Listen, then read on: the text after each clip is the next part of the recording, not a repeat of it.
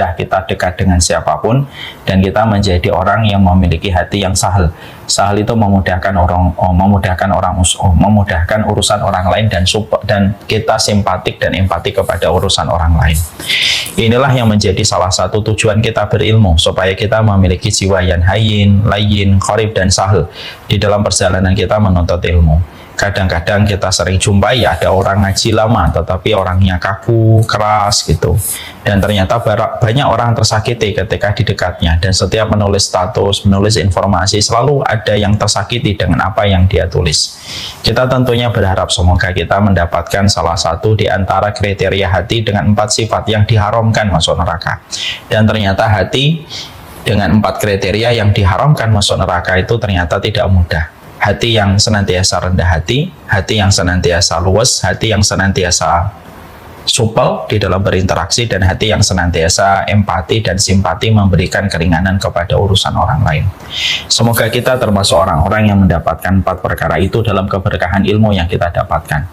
Semoga semakin kita ngaji, semakin kita supel, semakin kita luas, semakin kita memudahkan urusan orang lain, dan semakin tidak menjadi sombong di balik apa yang telah kita pelajari dan apapun yang telah kita dapatkan di dalam perjalanan hidup kita. Inilah keberkahan ilmu, dan semoga kita memiliki sifat hati dengan 4 sifat yang mengharamkan kita sebagai pemiliknya dicemplungkan dan dijebloskan ke dalam penjara neraka. Amin insyaallah.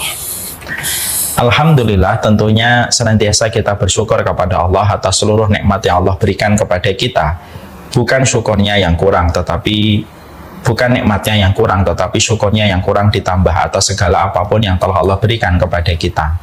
Terkadang di dalam kita menikmati setiap kenikmatan yang Allah anugerahkan di dalam kehidupan kita, manusia itu terkadang memiliki sifat yang kurang baik. Sifat kurang baiknya itu ada 2, ya'udul masaib wa yansa ni'ma rabbih. Sifat yang kurang baik yang melekat pada manusia itu ada 2. Mereka suka menghitung setiap musibah, mereka suka menghitung setiap cobaan yang pernah mereka hadapi dan pernah mereka rasakan. Kita ini akuntan paling handal kalau menghitung setiap musibah dan setiap kesulitan yang kita peroleh di dalam kehidupan. Ini sifat tidak baik manusia yang pertama. Sifat manusia yang tidak baik yang kedua itu apa? Yansa ni'ma rabbih, tetapi dia lupa besarnya kenikmatan yang sudah diberikan Allah kepada dirinya. Bukankah kita begitu? Kita ini kalau menghitung musibah, kita detail menghitung setiap musibah yang Allah berikan kepada kita. Berapa kali kita masuk rumah sakit, berapa kali ditipu, berapa kali kita perih hatinya dan terluka. Kita bisa menyebutkan detail. Tapi kita terkadang lupa bagaimana menyebutkan besarnya nikmat yang sudah Allah berikan kepada kita. Kita ini akuntan paling handal ketika menghitung setiap musibah, tetapi amnesia ketika sudah bicara tentang kenikmatan. Inilah yang menjadikan kita betul-betul memberikan komitmen tingkat tinggi. Bagaimana kita berusaha betul, kita menjadi akuntan paling handal untuk menghitung setiap nikmat yang Allah berikan kepada kita. Dan semoga pula kita termasuk orang-orang yang amnesia terhadap setiap musibah dan setiap ujian yang Allah telah berikan pada kehidupan kita. Karena ujian dan musibah hanyalah seujung kuku. Adapun nikmat yang Allah berikan kepada kita itu seluas samudra, begitu banyak yang tidak terhitung oleh kita. Semoga kita menjadi orang yang mudah untuk menghitung setiap nikmat, melupakan setiap kesulitan yang Allah berikan kepada kita, karena kita fokus kepada nikmat besar yang Allah berikan di dalam kehidupan kita. Semoga Allah memberikan hati kita, hati yang mudah bersyukur kepadanya di dalam setiap urusan kehidupan kita, supaya kita menjadi hamba yang mudah bersyukur. Jangan banyak melihat pencapaian kehidupan orang lain. Dan syukurilah apa yang sudah Allah berikan, bahwasanya apa yang Allah berikan kepada kita itu melalui takaran yang terbaik. Inilah yang menjadikan kita bersyukur, dan semoga kita menjadi orang yang beriman. Dan salah satu sifat orang yang beriman, mereka selalu menghadirkan alasan bagaimana mereka bersyukur kepada Allah dalam setiap perkara yang ada pada kehidupannya. Amin insyaallah.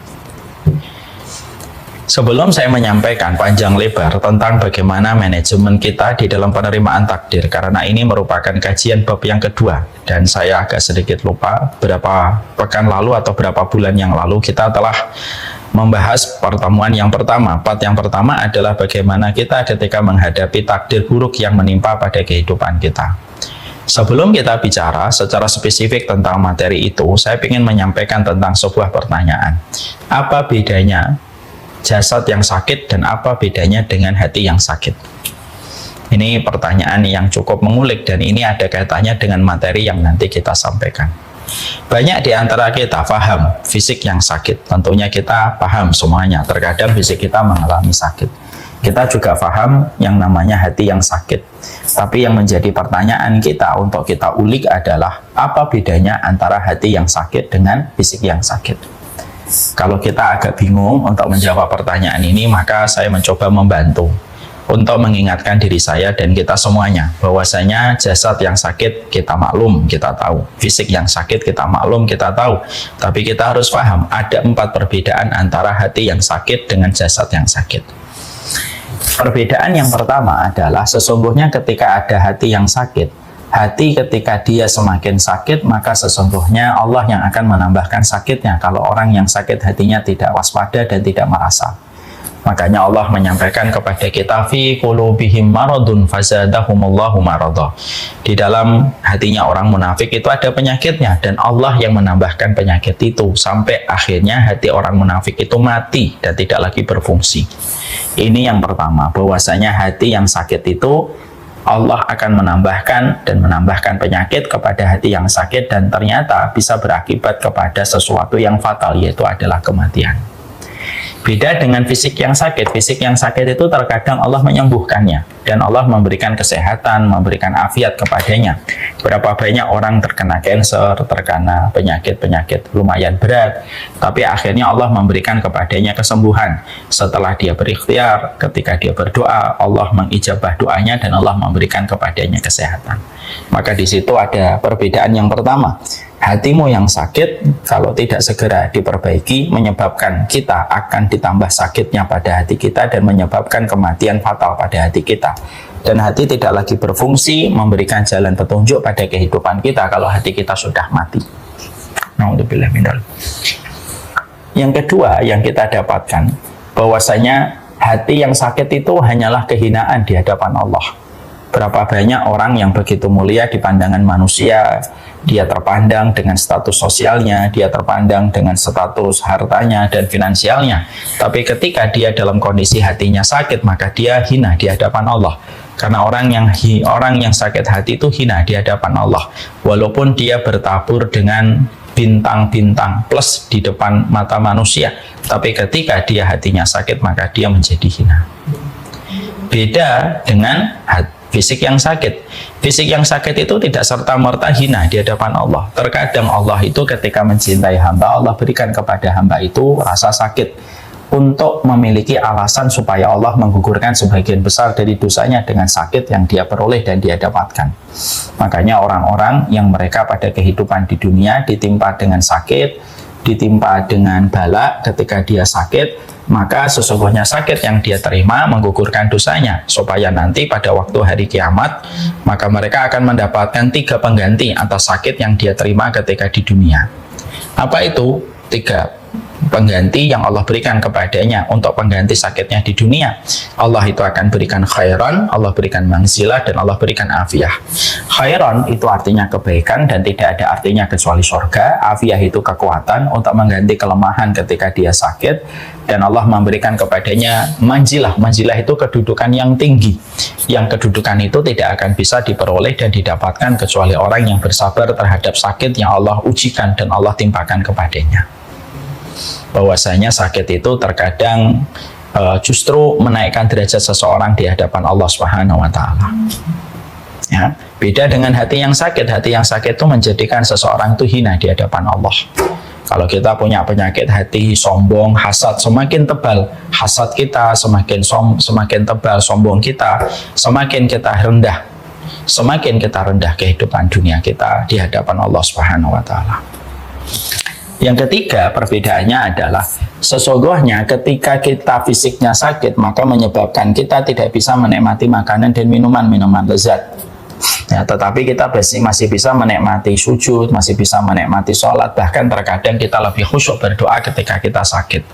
Makanya tidak salah kalau kita menjumpai lorong-lorong rumah sakit itu lebih merekam orang yang khusyuk berdoa daripada lorong-lorong masjid ketika mencatat orang yang berdoa dan mengabadikan orang yang meminta kepada Allah. Kenapa? Karena terkadang di lorong-lorong bangsal rumah sakit orang sedang mendapatkan ujian. Lalu akhirnya mereka khusyuk berdoa, khusyuk di dalam tilawah.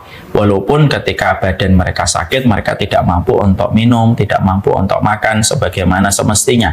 Tetapi mereka masih bisa untuk merasakan nikmatnya mereka mendekat kepada Allah. Beda dengan hati yang sakit. Hati yang sakit itu, dia tidak akan pernah merasakan kedekatan dia untuk mendekat kepada Allah.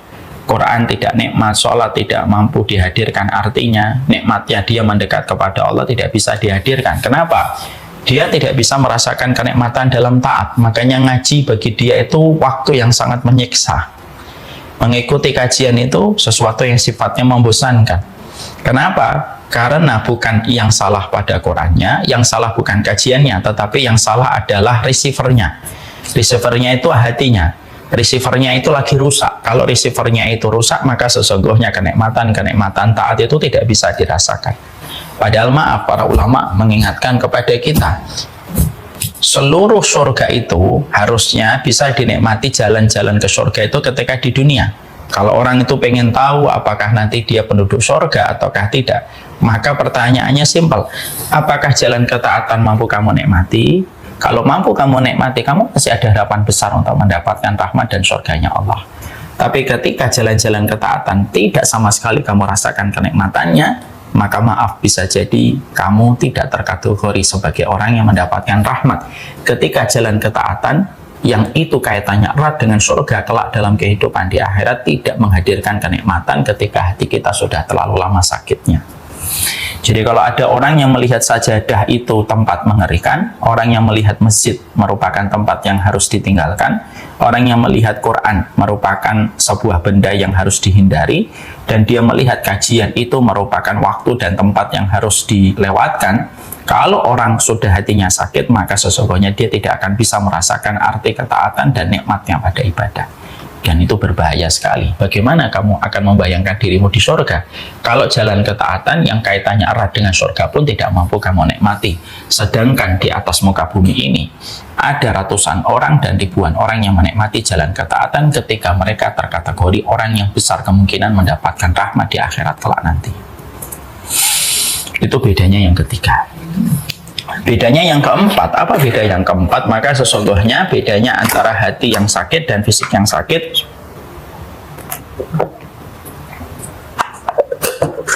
Yang keempat apa Ustaz? Orang kalau fisiknya sakit itu terasa, orang sakit gigi, dia terasa sakitnya. Ya, ketika dia sakit, naudzubillah min dzalik, sakit-sakit yang berat, maka sakit itu memberikan dampak nyeri, tidak nyaman pada dirinya, sehingga akhirnya orang biasanya berikhtiar untuk bisa mendapatkan kesembuhan supaya dia bisa beraktivitas kembali. Tapi maaf, hati yang sakit itu berbeda. Ada orang yang hatinya sakit itu mereka tidak merasa. Makanya kalau orang itu sudah hatinya sakit, ketika mereka melakukan kerusakan saja, mereka tidak pernah merasa kalau diri mereka melakukan kerusakan. Kayak Yahudi. Wa idza qila lahum la tufsidu fil ardi qalu innama nahnu muslihun. Kalau dikatakan kepada orang Yahudi ataupun orang-orang yang sakit hatinya, jangan berbuat kerusakan dong, mereka tidak merasa kalau mereka berbuat kerusakan. Karena apa? Parameter mereka untuk melihat sesuatu itu sudah rusak. Receivernya sudah rusak, terus view-nya juga sudah rusak, sehingga akhirnya ketika mereka melakukan kerusakan, mereka tidak merasa kalau mereka melakukan kerusakan, dan mereka berkata, loh yang kami lakukan ini perbaikan loh. Padahal versi yang benar itu mereka melakukan kerusakan. Nah, itulah dampak buruk ketika kita mendapati hati kita yang sakit, dan itu lebih menghinakan daripada fisik yang sakit. Bisa jadi ada seseorang di antara kita fisiknya sakit, tapi ketika fisiknya sakit dia mendapatkan kemuliaan, dia mendapatkan keberkahan, dia akhirnya kembali kepada Allah, akhirnya dia dekat kepada Allah. Tapi ketika orang itu hatinya sudah sakit, orang kalau sudah hatinya sakit tidak ada yang dia dapatkan kecuali kehinaan demi kehinaan, bahkan ketaatan tidak bisa dia nikmati, bahkan rasa sakit yang ada pada hatinya tidak bisa dirasakan, hatinya lagi dalam kondisi sakit. Sehingga akhirnya poin yang keempat akan relate dengan poin yang pertama. Ketika yang hatinya sakit tidak merasa hatinya sakit, maka sakitnya terus ditambah sampai akhirnya fatal ketika hatinya mati. Sudah paham ya? Hati yang sakit, jasad yang sakit, bedanya 4. Setelah kita memahami bahwasanya hati yang sakit dan fisik yang sakit ternyata begitu buruknya dan betapa hinanya hati yang sakit, ini ada kaitannya dengan takdir yang menjadi pokok pembahasan kita pada kesempatan hari ini. Apa itu korelasi antara hati yang sakit dengan takdir? Para ulama mengatakan dan membuat sebuah bridging, bahwasanya ternyata salah satu sebab yang biasanya menjadikan hati manusia itu sakit, lalu pelakunya tidak merasa padahal dia sudah betul-betul sakit, adalah ketika dia salah memahami konsep takdir, terutama ketika dia membaca takdir berat, ketika dia tertimpa dengan takdir sulit yang terjadi pada hidupnya dan takdir pahit yang harus dia rasakan di dalam hidupnya. Ketidakmampuan iman dan ketidakmampuan ilmu ataupun kebodohan yang dimiliki manusia ketika dia tidak mampu membaca takdir, itu akan menyebabkan banyaknya rusaknya kehidupan hati manusia dan bahkan bisa menyebabkan kufurnya manusia kepada jalan Allah. Banyak orang yang suudzon kepada Allah, banyak orang yang berburuk sangka kepada Allah, banyak orang yang menggugat Allah, dan bahkan tidak sedikit orang yang akhirnya keluar dari agama Allah hanya karena dia tidak mampu memiliki kepiawaian di dalam membaca takdir buruk ataupun takdir sulit yang terjadi pada hidupnya. Dan ini menjadi sebuah pelajaran untuk kita, betapa besarnya kebaikan kalau kita mampu mengimani takdir baik dan takdir buruk, dan betapa parahnya kita kalau kita tidak mampu mengimani takdir baik dan takdir buruk yang terjadi pada kehidupan kita. Karena apa? Hidup itu harmonis, ada takdir pahit yang pasti kamu jumpai, juga ada takdir pahit manis yang kamu akan dapati. Ada kemudahan, ada kesulitan, ada kesukaran, ada keringanan, dan itu bergandengan. Ketika Allah menciptakan kehidupan ini serasi dan selalu bergandengan, sebagaimana antara siang dan malam saling bergandengan. Makanya ketidakmampuan kita ketika membaca di dalam setiap takdir-takdir berat, takdir sulit, takdir sukar, dan takdir pahit yang kita hadapi itu berdampak bisa kemana-mana. Sekali lagi, bahkan kalau betul-betul hatinya tidak memiliki pegangan di dalam membaca takdir-takdir pahit yang terjadi pada kehidupan kita, maka menyebabkan seseorang terlempar dari agama Allah dengan begitu jauhnya, hanya karena kesalahan ketika dia tidak mengerti cara membaca takdir. Jadi yang kita perlukan di dalam kehidupan kita bukan hanya keperluan, bukan hanya kemampuan ketika kita membaca algoritma, bukan hanya kemampuan ketika kita membaca buku-buku yang menjadi referensi profesi kita. Tapi yang kita butuhkan adalah kita harus mengasah hati kita harus mengasah mata kita harus mengasah pikiran kita. Bagaimana kita mempersiapkan payung sebelum turunnya hujan? Bagaimana kita mempersiapkan sebuah ilmu, sebuah keimanan ketika takdir buruk menimpa pada kehidupan kita, walaupun tetap kita selalu berdoa semoga kita mendapatkan takdir manis yang hadir pada perjalanan hidup kita. Ini yang kita harus mengerti. Mungkin saya pernah menyampaikan atau belum, saya agak lupa. Mari kita belajar dari sebuah kisah nyata yang pernah terjadi kepada salah satu di antara teman bapak kami. Bapak saya pernah menceritakan sebuah kisah nyata. Tapi kisah nyata ini memberikan kepada kita sebuah insight, memberikan kepada kita sebuah pelajaran besar yang tentunya melahirkan perenungan untuk kita semuanya. Bapak dan beliau itu memiliki kemiripan, bahwasanya Allah menguji bapak dan temannya beliau dengan keturunan anak. Bapak memiliki anak yang pertama cerebral palsy, anak yang kedua cerebral palsy, dan yang ketiga saya. Beliau punya temannya itu memiliki ujian yang kurang lebih sama, walaupun packagingnya berbeda, tapi intinya sama, diuji melalui keturunan. Anak yang pertama buta, anak yang kedua buta, anak yang ketiga buta, sampai anak yang keempat pun dalam kondisi buta. 4 anaknya dalam kondisi buta. Ketika beliau memiliki 1 anak buta, 2 anak buta, masih bersabar. Ketika beliau memiliki anak yang ketiga dalam kondisi yang sama buta, beliau sudah mulai linglung dan sudah mulai goyang, kata bapak. Sampai akhirnya dia berharap nanti anak yang keempat akan memberikan kebaikan untuknya. Tapi ternyata Allah pun masih mengujinya. Anak yang keempat pun dilahirkan dalam kondisi buta, tidak bisa melihat.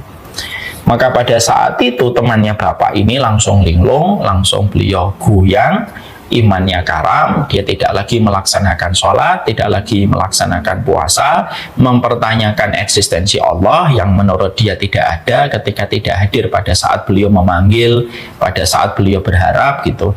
Dan ternyata Allah memberikan kepadanya 4 keturunan yang menderita kebutaan semenjak lahir, maka akhirnya beliau meninggalkan semua ketaatan dan tidak pernah beribadah kembali kepada Allah sampai meninggalnya. Kisah bapak ini sering sekali diceritakan kepada saya supaya saya itu memiliki sebuah cara pandang bahwasanya memahami takdir itu penting, nak. Karena saya, bapak ini merasakan takdir yang lumayan berat. Kedua kakakmu cerebral palsy. Dan bapak pernah menjumpai ada teman bapak kolaps, tidak kuat menghadapi takdir pahit yang beliau hadapi dan menjadikan beliau murtad. Beliau tidak mau sholat, bahkan sebelumnya beliau ini seorang da'i. Ketika beliau mendapati satu persatu keturunannya semacam itu, ketika diberikan keterbatasan dalam penglihatan, maka beliau tidak sholat, demonstratif untuk memperlihatkan kalau dirinya tidak lagi beribadah dan beriman kepada Allah. Mendatangi beberapa jamaahnya dan berkata kepada beberapa jamaahnya, ngapain kamu beribadah? Allah itu tidak ada, saya sebagai saksi Allah itu tidak ada. Kalau Allah tidak ada, kalau Allah ada, tidak mungkin Allah memberikan kepadaku keturunan empat-empatnya buta pada kehidupanku. Memberikan kepada kita, Masya Allah ya. Ternyata masalah membaca takdir itu penting dan tidak salah kalau artinya masalah mengimani takdir itu termasuk persoalan yang disebut sebagai pokok keimanan. Karena salah satu rukun iman itu bukan hanya kepada Allah, bukan hanya kepada Rasul, tapi salah satu di antara pokok iman itu adalah kita beriman kepada takdir, baik itu takdir yang pahit ataupun takdir yang manis, dan itu merupakan bagian dari rukun iman yang tidak bisa ditawar dan tentunya memiliki kedudukan dan posisi besar sekali pada kehidupan kita menjalani kehidupan dan menghambakan diri kepada Allah. Ya.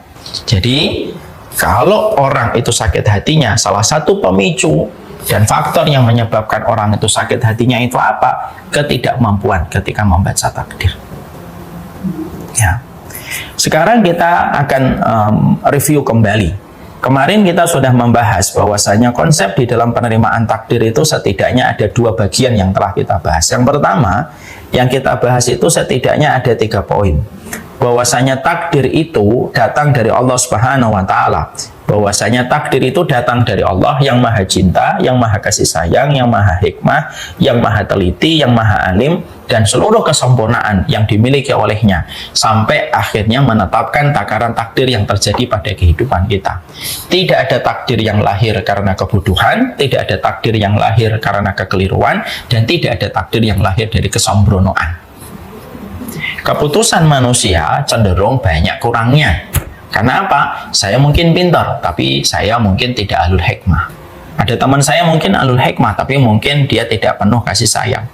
Ada teman saya penuh kasih sayang, mungkin tetapi tidak teliti. Itu kalau makhluk. Tetapi ketika kita membicarakan takdir, takdir itu produk dari Allah, dan produk dari Allah itu datang dari zat yang sempurna. Allah maha kasih sayang, Allah maha penyayang, Allah maha rahman, Allah maha teliti, Allah maha alim, Allah maha bijak, Allah maha bijaksana. Semuanya kesempurnaan itu jadilah satu produk yang ada pada kehidupan manusia. Karena apa? Tidak ada produk Allah yang gagal dan tidak ada produk Allah yang cacat. Tidak ada produk Allah yang cacat. Kalau ada manusia sampai mengatakan, ini gimana sih takdirnya kok begini? Kalau kita menyalahkan Allah di dalam produk takdir yang Allah gariskan di dalam kehidupan kita, pertanyaan kita cukup simpel untuk membalik dan memberikan feedback dan respon. Kalau Allah kita tuduh tidak becus, terus siapa yang becus di atas muka bumi ini? Kalau Allah sebagai pencipta pun kita tuduh sebagai zat yang tidak becus. Ketika Allah memiliki kekuasaan untuk menetapkan setiap takdir dan produk yang berjalan dalam setiap kehidupan kita. Ini harus kita imani, dan ini termasuk perkara tauhid. Ini perkara pokok. Yang mau tidak mau, suka tidak suka, kita harus menerima perkara pokok ini yang pertama.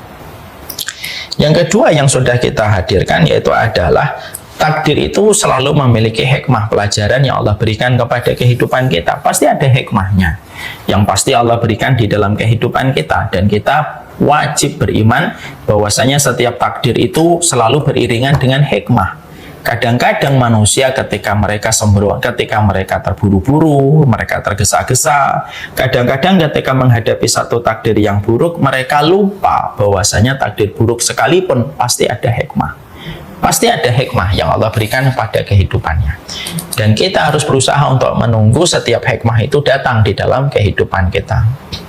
Ada satu kisah yang bagus sekali, ya, bahwasanya pasti ada hikmah dalam setiap peristiwa yang terjadi pada kehidupan kita. Saya ambilkan sebuah contoh. Ada salah satu kisah nyata yang saya baca. Ada seseorang yang bernama Bapak Sony Setiawan. Bapak Sony Setiawan ini pada tahun 2018 tercatat namanya sebagai penumpang Lion Air JT6110. Masih ingat pesawat ini? Pesawat ini mengalami kecelakaan tragis. Bapak Sony Setiawan ini ketika beliau harusnya menjadi penumpang pada Lion ini, ternyata beliau terlambat dan ditinggal oleh pesawat. Beliau marah, beliau geram, beliau kesal ketika beliau tidak mampu menjangkau pesawat pada waktunya dan pada jadwalnya. Dan beliau harus merelakan pesawat itu pergi dan merelakan uangnya yang telah dia habiskan untuk membeli tiket. Bapak Sony Setiawan ini baru beberapa saat dia merasa geram, dia merasa sebel dengan kondisi tidak ideal yang beliau temui. Apa yang terjadi? Setelah itu ternyata mendapatkan kabar bahwasanya pesawat Lion Air JT610 itu hilang dari radar dan akhirnya berujung kepada musibah yang didapatkan kecelakaan pesawat. Di situ kita mendapati sebuah hal bahwasanya peristiwa demi peristiwa yang terjadi pada kehidupan kita, maka sesungguhnya itu selalu memiliki hikmah. Makanya kita harus memahami hikmah itu tidak lepas dari penetapan takdir yang Allah tetapkan. Karena apa? Karena Allah sudah mensifati dirinya Al-Hakim. Ketika Allah mensifati dirinya Al-Hakim, salah satu konsekuensi dari sifat Al-Hakimnya Allah itu adalah Allah memberikan hikmah dalam setiap peristiwa. Janganlah sifat terburu-burumu, janganlah sifat tergesa-gesaku, itu menjadikan kita melupakan hikmah yang sudah Allah rancang untuk Allah hadirkan di dalam kehidupan kita. Dan kita paham bahwasanya kehidupan setiap takdir itu berjalan dengan hikmah yang pasti Allah berikan pada kehidupan kita. Yang ketiga, bahwasanya Allah itu, takdir itu berjalan sesuai dengan kemahakuasaan Allah. Artinya hak prerogatifnya Allah. Wong Allah itu pencipta, Allah kreator, dan kita tidak berhak untuk meributkan sesuatu yang menjadi hak prerogatifnya Allah. Banyak banyak karyawan terkadang tidak berani bertanya kepada direksi atas keputusan satu perusahaan kecuali karyawan itu mengikuti. Kalau kepada pemegang saham ataupun kepada direksi yang telah menetapkan satu keputusan strategis, kamu saja tidak berani bertanya kenapa keputusan itu diambil, karena kamu sadar posisi kamu hanyalah karyawan kecil. Lalu kenapa kita makhluk yang sekecil ini berani untuk menggugat dan memprotes Allah? Kenapa kita berani untuk menggugat dan memprotes Allah Subhanahu wa Ta'ala? Bukankah itu lebih ironis lagi? Bukankah itu lebih ironis dari apa yang kita bayangkan ketika kita berani untuk menggugat setiap keputusan Allah, padahal Allah sudah menyampaikan di dalam salah satu ayatnya, la yus'alu amma yaf'alu wa hum yus'alun. Bahwasanya Allah itu tidak pernah ditanya tentang apa yang dilakukan olehnya, tetapi sesungguhnya kitalah yang akan ditanya oleh Allah dan dihisap oleh Allah dalam kehidupan kelak kita di akhirat. Ini merupakan perkara yang kita harus paham. Jadi tiga hal, ada tiga insight, ada tiga perspektif. Allah itu yang menetapkan produk, dan takdir itu produknya Allah, dan tidak ada produk yang gagal. Kalau Allah menetapkan produk gagal, terus gimana kita makhluknya? Yang kedua, selalu berjalan dengan hikmah. Yang ketiga, itu kemahakuasaan Allah. Dan kita harus paham, kita harus sadar posisi, karena sadar posisi itu penting pada perjalanan hidup kita ketika kita menjadi makhluknya Allah. Biasanya manusia bejat itu manusia yang tidak pernah sadar posisi ketika dia menjadi hamba dan makhluknya Allah. Paham ya sampai di sini? Kita kemarin juga membahas bahwasanya setelah kita memahami ini, ada setidaknya dua perkara yang kita harus selalu mengerti. Dua hal yang kita harus mengerti itu apa? Yaitu yang pertama, kita harus paham bahwasanya berdoa itu menjadi salah satu instrumen penting di dalam kita menyikapi setiap takdir yang akan berjalan pada kehidupan kita. Hari ini kita duduk di sini. Kita ini sedang duduk, di depan kita ada ribuan takdir yang akan berjalan pada perjalanan sisa kehidupan kita, dan tidak ada satu instrumen paling penting di dalam menyikapi setiap takdir yang akan berjalan dalam kehidupan kita kecuali adalah berdoa. Wa innal bala la yanzilu falayatalaqahu ad-du'a. Rasulullah menyampaikan bala itu akan senantiasa turun dan tidak ada satupun yang mampu menghadapi setiap bala yang akan turun pada kehidupanmu kecuali adalah doa. Artinya doa itu penting sekali untuk dihadirkan dan jangan pernah kita lelah di dalam berdoa karena Allah tidak lelah memberi dan Allah tidak lelah memberi perlindungan. Yang kedua yang kita juga pahami perspektifnya itu apa? Kadang-kadang takdir buruk yang menimpa kepada kita itu ya karena kemaksiatan kita dan dosa kita sendiri. Jadi Allah pun kalau memberikan takdir buruk pada kehidupan kita, jangan buru-buru kita menyalahkan Allah. Naudzubillah min dzalik sampai kita menjadikan Allah kambing hitam. Ini gara-gara Allah nih gitu. Apakah engkau dan lisanmu tidak pernah membaca surat Asy-Syura ayat yang ke-30 ketika Allah berfirman kepada kita, "Wa ma asabakum min musibatin fabima kasabat aydikum wa ya'fu an katsir." Tidak ada satu musibah yang menimpa kepada kehidupanmu, tidak ada satu musibah yang menimpa pada kehidupanmu kecuali disebabkan dari apa yang kamu lakukan sendiri. Itu pun sebagian besar dari apa yang menjadi dosamu sudah sebagian besar dimaafkan sama Allah. Jadi takdir buruk itu kita yang menciptakan sebabnya. Jangan melulu kita itu menempatkan diri kita selalu menjadi korban, tapi kita harus nantiasa melihat bahwasanya kesulitan demi kesulitan yang kita dapatkan itu tidak pernah lepas dari apa yang kita lakukan, dan apa yang kita lakukan berujung kepada setiap kesulitan yang kita peroleh. Itulah yang sudah kita kaji. Sekarang mari kita membahas setidaknya ada 6 hal. Ada 6 perkara yang kita harus mengerti secara ilmu. Bagaimana manajemen kita, terutama ketika kita harus berhadapan dengan takdir buruk yang sedang menimpa pada kehidupan kita. Ketika kita mendapatkan beratnya perpisahan, ketika kita mendapatkan kesulitan, ketika mendapatkan rasa sakit yang datang, dan ketika kita mendapatkan kesedihan yang kita rasakan menggigit hati kita dan menggores jiwa kita. Apa yang harus kita lakukan ketika kita mendapati takdir-takdir buruk itu terjadi pada kehidupan kita? Karena takdir buruk terkadang tidak bisa kita hindari. Dan saya tadi mengatakan, takdir buruk itu silih berganti datang pada kehidupan kita sebagai bagian dari harmonisasi kehidupan. Selayak siang ada malam, selayak langit ada bumi, selayak air ada api, selayak takdir pahit selalu ada takdir manis, ataupun selayak takdir yang manis ada takdir yang pahit yang ada pada kehidupan kita. Lalu apa yang kita lakukan? Memberikan kemampuan pada hati dan jiwa kita sebagai salah satu receiver untuk membaca setiap takdir, maka yang kita lakukan adalah kita harus melakukan manajemen kepada hati sebagai receiver ketika menghadapi sebuah takdir ketika datang pada kehidupan kita, terutama ketika takdir yang berjalan kehidupan kita itu takdir yang tidak sesuai dengan apa yang kita mau. Ya. Ketika takdir itu berjalan tidak sesuai dengan apa yang kita mau. Apa 6 perkara itu? 6 perkara itu para ulama mengatakan, yang pertama yang harus kita lakukan dan harus kita mengerti dalam manajemen hati kita di dalam membaca takdir, selain tadi kita membahas 3 perspektif yang disampaikan Imam Ibnu Qayyim, 2 pernak-pernik tentang masalah takdir yang sudah kita bahas, maka yang kita lakukan itu ada 6. Yang pertama, berlatih-latihlah untuk sabar di ruang tunggu pada perjalanan hidup kita sampai Allah itu berikan kepada kita takdir yang manis setelah kita mendapatkan takdir yang buruk. Fa inna ma'al usri yusra, inna ma'al usri yusra. Bukankah di dalam 2 ayat ini pada surat Al-Insyirah Allah menyebut 1 kesulitan tetapi Allah menyebut 2 kemudahan? Karena Allah itu sifatnya memudahkan. Kalau Allah itu tidak bersifat memudahkan, kamu sholatmu dalam safar itu akan dibiarkan menjadi 4. Kalau Allah tidak memudahkan, maka puasamu ketika kamu sakit, kamu tetap harus melaksanakan puasa. Tapi karena Allah itu merupakan zat yang sifatnya memudahkan, ketika kamu safar, Dari 4 jadi 2. Ketika kamu sakit, puasamu bisa diqadha pada waktu ketika sudah sehat.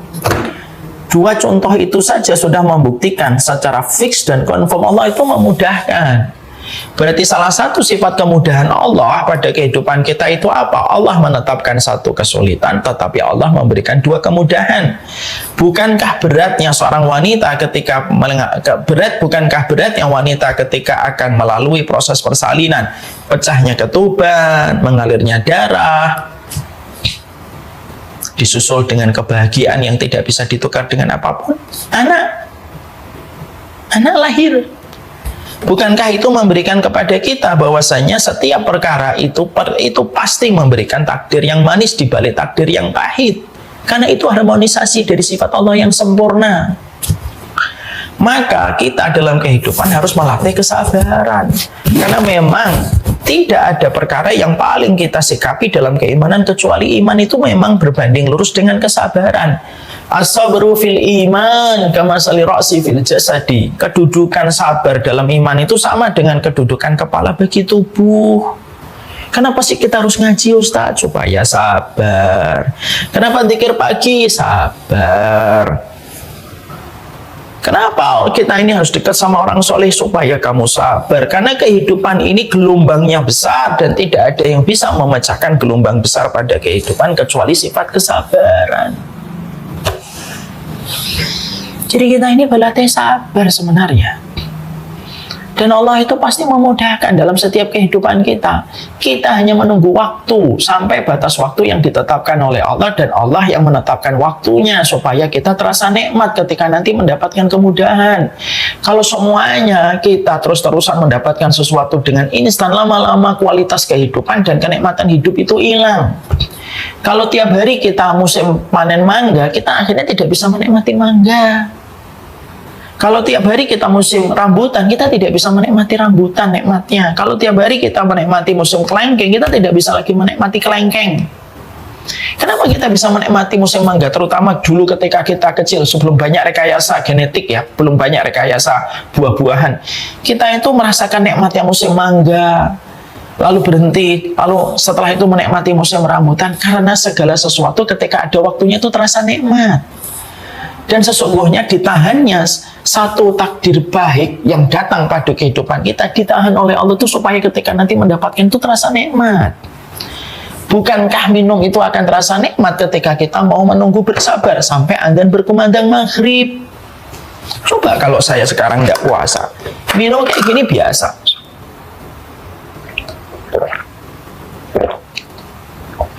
Minum begini tuh biasa. Kenapa saya nggak puasa? Minum biasa.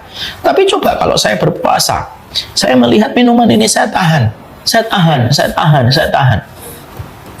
Maka ketika berkumandang adzan maghrib, tok Allahu Akbar, minum 1 teguk 2 teguk itu nikmatnya melebihi minuman jus yang harganya 55.000 di satu cafe shop gitu. Ketika orang yang minum jus itu tidak berpuasa. Nikmatnya suami istri ketika baru nikah, sebelumnya tidak pernah kenal, tidak pernah pacaran, tidak pernah pegangan, lalu mereka itu menikah. Nikmatnya ketika bersama di hari-hari pertama itu nikmatnya tidak pernah sama dengan orang yang terbiasa berzina. Takdir buruk yang terjadi pada kehidupan kita menjadikan kita ini harus belajar bagaimana kita bersabar. Karena apa? Allah itu memudahkan. Bayi yang bersabar ketika dia turun dari rahim ibunya, lalu dia sempat menangis ketika dipotong tali pusernya, bukankah kesabaran dia sebentar itu berbuah dengan 2 air susu yang dimiliki sama ibunya? Bukankah ketika bayi harus disapih, sudah tidak usah minum lagi ya nak, kamu sudah 2 tahun lebih, sudah mau 3 tahun, adikmu sudah mau lahir, lalu disapih, mungkin bayinya nangis, tapi kan setelah itu dia mendapatkan 4 pengganti yang lebih besar. 4 penggantinya apa? 4 pengganti dari 2 air susu ibunya. Dia mendapatkan buah-buahan, mendapatkan sayur mayur, mendapatkan daging, dan mendapatkan air yang beragam.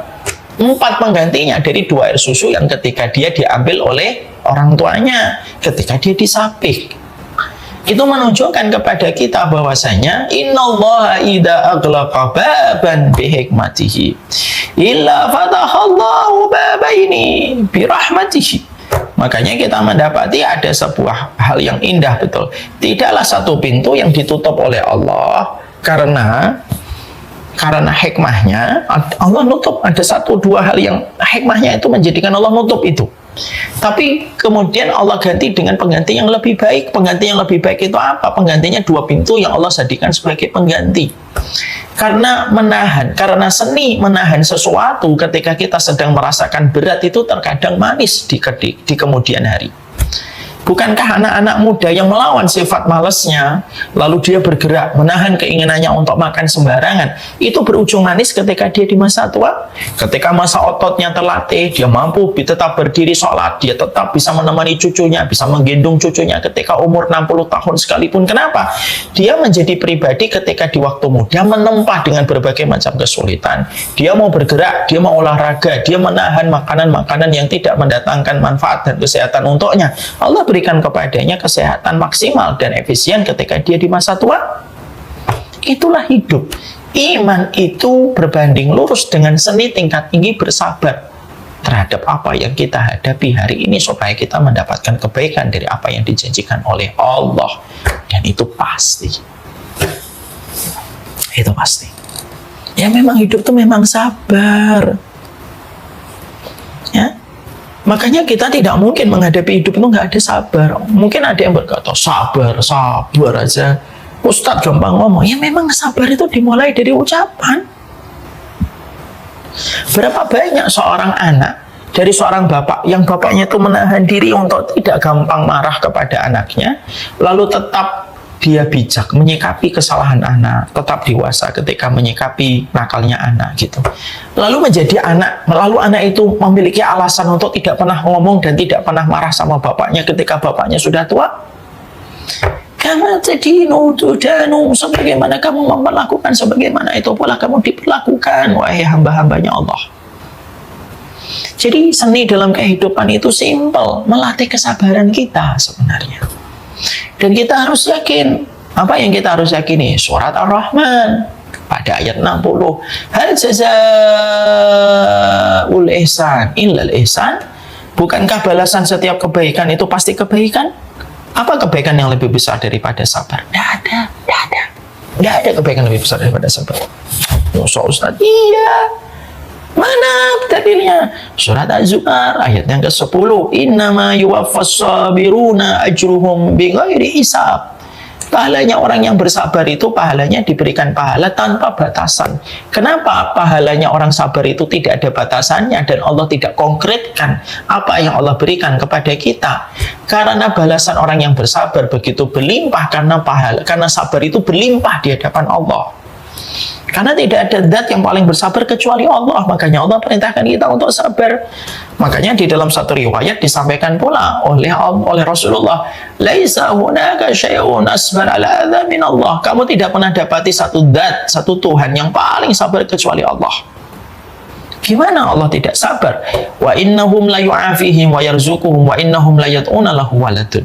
Bagaimana Allah tidak sabar? Allah ngasih rezeki sama manusia, ngasih kehidupan sama manusia, tapi manusia justru membalas Allah dengan panggilan bahwasanya Allah punya anak, padahal Allah disifati punya anak itu merupakan sebutan yang paling Allah murkai di dalam kehidupan di dunia. Jadi ini yang menjadikan kita paham bersabar. Seni melatih kesabaran kita di ruang tunggu hidup. Dalam prosesnya itu seni tingkat tinggi untuk melatih kesabaran kita di ruang tunggu kehidupan supaya kita mendapatkan apa yang dijanjikan oleh Allah ketika Allah tidak pernah mengingkari janjinya. Ketika Allah tidak pernah mengingkari janjinya itu apa? Allah tidak pernah mengingkari janjinya bahwasanya Allah pasti memberikan hikmah. Kalaulah tali pusar seorang bayi diganti dengan 2 air susu dan tidaklah 2 air susu ketika disapih lalu diganti dengan 4 sebagai penggantinya, nggak mungkin Allah itu membiarkan kepadamu kesulitan tanpa Allah memberikan kemudahan setelahnya. Cuma waktunya Allah yang akan menentukan. Kapan biasanya pertolongan Allah? Ini saya jawab. Pertolongan Allah itu, Pak dan Ibu, tidak ada yang tahu. Yang tahu cuma Allah. Makanya kita mendapati bahwasanya Masya Allah, para sahabat saja tidak tahu pertolongan Allah. Kan mereka mengatakan mata nasrullah gitu. Kapan pertolongan Allah itu? Para sahabat saya nggak ngerti kok pertolongan Allah kapan. Kalau para sahabat dengan tingkat keimanan setebal mereka ketika jiwa-jiwa mereka sudah di akhirat, walaupun badan mereka masih di dunia, mereka saja tidak tahu kapan pertolongan Allah itu datang, kita juga nggak ngerti. Tapi kita yakin pertolongan Allah itu hadir. Pasti hadir. Mungkin salah satunya ketika kita sudah tidak lagi memiliki daya dan upaya apapun kecuali Allah semata. Pada saat itulah Allah akan memberikan pertolongan ketika tidak sudah memiliki daya dan upaya apapun. Kapan pertolongan Allah datang kepada Nabi Musa? Ketika Nabi Musa sudah tidak lagi punya harapan apapun. Di belakangnya Fir'aun, di depannya lautan. Ketika sudah tidak ada lagi harapan apapun, disitulah pertolongan Allah datang ketika Nabi Musa diperintahkan untuk memukulkan tongkat pada lautan. Kapan pertolongan Allah datang kepada Nabi Ibrahim? Ya, ketika Nabi Ibrahim sudah tidak lagi memiliki harapan ketika dibakar di tengah rakyat yang sangat membencinya, ketika Nabi Ibrahim menjadi public enemy number one di negeri Babilonia. Dan ketika Namrud memobilisasi massa untuk membenci dan membuat narasi supaya Ibrahim itu dibenci. Dan ketika akan dibakar, ucapan doanya sudah menunjukkan kondisi hasbunallah wa ni'mal wakil. Cukuplah kami Allah yang memberikan pertolongan. Kenapa zikirnya Nabi Ibrahim sedalam itu? Karena memang Nabi Ibrahim tidak ada satupun yang memberikan loyalitas kepada Nabi Ibrahim, karena tidak ada satupun orang yang beriman kepada apa yang didakwakan Nabi Ibrahim. Pada saat itulah Allah memberikan kepadanya pertolongan. Pertolongan itu pasti datang. Tapi kapan? Kita tidak ada yang tahu. Yang bisa kita lakukan, beribadahlah dengan kesabaranmu. Makanya saya sering berkata, kalau semuanya dimudahkan untuk kita, lalu dari mana kita mendapatkan pertolongan? Kalau semuanya dimudahkan untuk kita, lalu dari mana kita mendapatkan pahala kesabaran? Padahal pahala kesabaran itu pahala paling terbesar yang memasukkan manusia ke dalam surga, itu pahala kesabaran. Makanya ucapan seremonial para malaikat ketika menyambut para penduduk surga ketika menginjakkan kaki pertama kali di surga itu apa? Salamun alaikum bima sabartum. Selamat ya atas seluruh kesabaran yang kalian berikan pada kehidupan kalian. Itu menjadikan kita akhirnya mengerti, inilah seni di dalam kita bersabar pada kehidupan kita. Nah, coba deh Bapak dan Ibu sekali-kali tanya sama Bapak Ibunya, orang tuanya kalian, apa bentuk-bentuk pertolongan Allah yang pernah mereka rasakan begitu nyata dalam kehidupan mereka. Saya pernah merasakan itu. Saya pernah diberitahu sama ibu kami tanpa bermaksud apapun. Ini hanya cerita saja. Saya pernah, ibu saya tuh beberapa waktu jauh sebelum beliau meninggal dunia, tiba-tiba ngajak saya muter-muter di rumah saya yang sederhana di Kudus. Nang, ya Bu, ini ya ibu mau jelasin sesuatu. Jih, nopo? Niki nang, iki barangnya ibu, ini barangnya ibu lah. Ini kecuali ini nih, mesin jahit ini nih, mesin jahit butterfly atau singer, saya lupa, singer kelihatannya. Mesin jahit yang bentuknya kayak lemari, kalau tidak dipakai bisa ditutup, udah kayak lemari biasa. Nah ini mesin jahit ini bukan miliknya ibu ya nang, bukan miliknya bapak. Loh, nah miliknya siapa kok Bu? Sinten yang punya? Kok di rumah kita kalau bukan milik kita? Gini nang, sebenarnya ini miliknya ibu dan bapak. Tapi ada kejadian. Nah, begini. Nah, beliau bercerita. Ketika ibu dan bapak lagi ada kebutuhan, ketika bapak baru saja keluar dari pekerjaannya, beliau pernah dipecat gitu. Pada saat itu, bapak dan ibu mengalami kesulitan ekonomi. Dan qadarullah, tabungan-tabungan ibu yang cash sudah mulai habis untuk nyekolahkan kamu di pondok.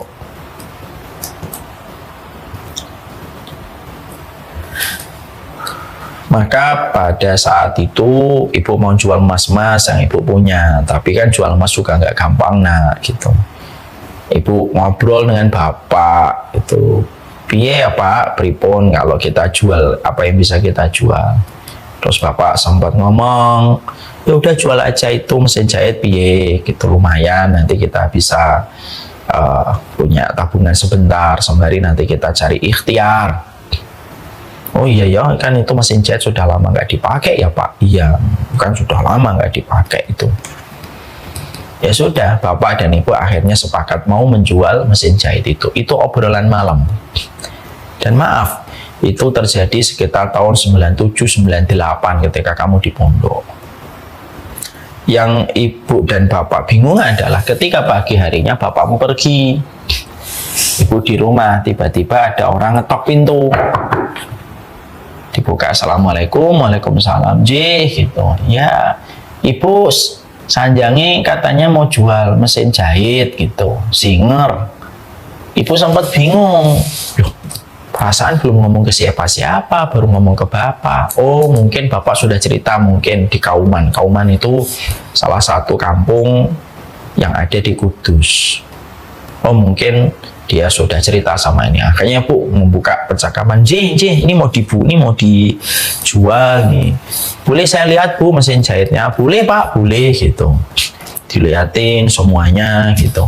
Ya udah Bu, saya beli 150.000. Ya lumayan pada saat itu. Ini masih bagus asli kan Bu? Asli Pak, asli gitu. Ya udah saya beli ya Bu. Oh alhamdulillah gitu. Terus akhirnya karena ibu sudah diserahin amanah untuk jual dari bapak, ya dijual. Lalu pada saat itu orang yang beli itu berkata, saya nitip ya Bu di sini aja mesin jahit. Lu kok dititip Pak? Iya, saya nggak bawa mobil. Saya akan nanti charter dulu mobil kol atau kol brondol. Kol brondol itu kap terbuka supaya nanti bisa membawa mesin jahit ini. Wah, kalau begitu bayarnya nanti aja Pak. Kalau gitu, enggak apa-apa Bu, ambil aja. Oh jangan Pak, bayarnya nanti aja. Enggak, pakai aja gitu. Ya akhirnya ibu saya terpaksa ngambil. Pada saat itu ya sudah, memang saya harus ambil ya, saya harus ambil aja deh kalau gitu. Tapi benar ya Pak, nanti mesin jahitnya diambil. Iya Bu, nanti sore saya ambil ke sini. Ini uangnya terima aja. Nanti kalau saya ambil lagi nanti malah saya hilang, habis nanti untuk yang lain. Ya sudah. Akhirnya beliau pergi sampai sore, ibu tunggu nggak datang, besok berikutnya nggak datang, dan ternyata ketika bapak sore itu datang, bapak saya tanya, loh Pak, itu siapa yang beli mesin jahit gitu? Loh siapa? Saya nggak ngerti. Loh bapak sudah ngomong ke siapa? Loh aku belum ngomong ke siapa-siapa. Loh ada orang datang ke sini lah, dia tahu dari siapa? Bapak dan ibu bingung. Karena bapak belum cerita ke siapa-siapa, karena urusan hari itu beliau agak banyak. Beliau merasa belum cerita ke siapa-siapa. Dan ternyata yang lebih mengagetkan, hari itu, hari besoknya, tidak pernah lagi orang itu datang sampai bertahun-tahun. Makanya ibu lalu menjelaskan hakikat mesin jahit itu. Mesin jahitnya masih ada di rumah Kudus sampai sekarang. Kisah ini, saya yakin nih, yang memiliki kisah kayak gini, kalau kita tanya sama orang tua kita dulu, kalau kita anak 90-an, pasti pernah orang tua kita dulu pernah ngelewatin masa-masa semacam itu. Lagi butuh banget, gak ada yang ini, tiba-tiba ada yang datang mengetuk pintu. Itu semuanya pertolongan Allah yang Allah hadirkan pada kehidupan kita. Di balik setiap kesabaran itu tidak akan disia-siakan. Hal jazaul ihsan ilal ihsan. Tidak ada balasan kebaikan kecuali kebaikan, dan kebaikan yang paling besar itu sabar. Jadi kalau diri hari ini dirimu sedang menggigit kekecewaan, merasakan pahitnya takdir yang ada pada teras hidupmu, sabar. Kesulitan itu tidak akan bertahan lama. Karena apa? Kesulitan itu disetting sama Allah tidak pernah bertahan lama. Sebagaimana badai tidak pernah disetting oleh Allah itu bertahan sampai berbulan-bulan hingga bertahun-tahun. Di balik badai ada pelangi, di balik hujan ada kemarau, di balik gugur ada musim semi. Itu sudah settingan dari Allah. Sehingga akhirnya yang pertama adalah bersabarlah di ruang tunggu pada kehidupan kita. Ketika kita bersabar di ruang tunggu pada kehidupan kita, pasti akan datang kok. Kalau hari ini kamu sedang menggigit kekecewaan, akhwat yang kamu inginkan, ikhwan yang kamu harapkan menjadi bagian dari keluargamu, tapi ternyata dia pergi, bisa jadi apa yang kamu inginkan itu tidak baik, tapi Allah mengirimkan sebuah jodoh yang baik dan tepat. Bisa jadi dia tidak baik, atau bisa jadi yang kedua, mungkin ikhwan dan akhwat yang kamu inginkan itu memang baik, tapi tidak tepat untuk kamu. Yang ini menjadikan akhirnya kita memahami bahwasanya di dalam kehidupan kita itu bukan hanya perlu yang baik, tapi tepat. Dan semuanya itu akan menjadi sebuah kebaikan untuk kita. Makanya iman itu kenapa kok disebut iman? Karena mengimani. Dan mengimani itu mengalahkan logika. Fungsinya iman itu menjangkau apa yang tidak bisa dijangkau oleh logika. Dan iman itu yang melahirkan sebuah produk yang bernama kesabaran. Dan semuanya harus kelihatan di depan mata. Kalau semuanya harus kelihatan di depan mata, loh fungsinya iman tuh ya buat apa kalau semuanya harus di depan mata? Karena iman itu merupakan perkara besar, dan iman itu fungsinya untuk menjangkau apa yang tidak bisa dijangkau oleh logika. Disitulah kita bisa menata kesabaran kita. Pasti datang kok, pasti datang. Kalau apa yang kita inginkan tidak datang, berarti apa yang kita inginkan ada keburukannya. Berarti ada gantinya yang lebih baik. Saya itu tidak memberikan anak-anak saya manisan dan coklat, walaupun seluruh anak-anak saya itu suka dengan yang manis-manis. Kalau mereka dikasih gula, dikasih manisan, oh bisa setiap harinya bisa makan manisan itu sampai 10 kali. Dan saya bisa memberikan mereka manisan itu 1 bungkus. Bagi saya dengan rezeki saya masih bisa memberikan mereka itu manisan 1 bungkus gede itu setiap harinya. Habis nanti beli lagi besok. Dan mereka pastinya seneng dong. Mereka mendapatkan manisan 1 bungkus gede kok. Ya pasti mereka seneng. Tapi kenapa kok saya tidak memberikan manisan itu kepada anak saya? Saya tidak memberikan manisan itu kepada anak saya karena saya tahu kemanisan itu buruk untuk mereka. Saya menggantinya dengan yang lebih baik. Saya menggantinya dengan makanan-makanan dan minuman yang sehat. Kenapa? Karena begitulah kita diajari. Bersabar itu mendatangkan banyak kebaikan. Nikmatnya air putih tidak akan pernah lahir sampai kita bersabar di ruang tunggu, menunggu beduk ditalu, berkumandang adzan. Sesungguhnya minum pada jam 6 sore ketika adzan berkumandang itu jauh lebih nikmat daripada kita minum setiap waktu dari pagi sampai sore, dan ketika malam minumnya pun terasa biasa dan hambar. Itulah nikmatnya di ruang tunggu. Allah menghadirkan sebuah kenikmatan pada ruang tunggu supaya kita melatih bersabar dalam kehidupan kita. Ini baru yang pertama. Insya Allah kapan-kapan kita lanjutkan. Masih ada beberapa poin lagi. Manajemen menghadapi takdir-takdir buruk yang berjalan pada kehidupan kita. Semoga apa yang kita pelajari bersama dengan One Icon Dental Clinic ini akan menjadi sebuah keberkahan untuk kita, dan kita harus paham. Inti dari semua kehidupan adalah berlatih bersabar. Tidak ada yang instan selalu merusak. Kenapa makanan instan disebut dengan junk food? Ya karena tidak ada manfaat dan kesehatannya. Begitulah. Takdir itu tidak ada yang instan ketika mengharapkan takdir manis hadir pada kehidupan kita. Wassalamualaikum. Saya kira itu, dan doakan kami selalu bersabar, dan saya mendoakan semoga Bapak Ibu semuanya bersabar pada ruang tunggu sebuah ruang kehidupan kita.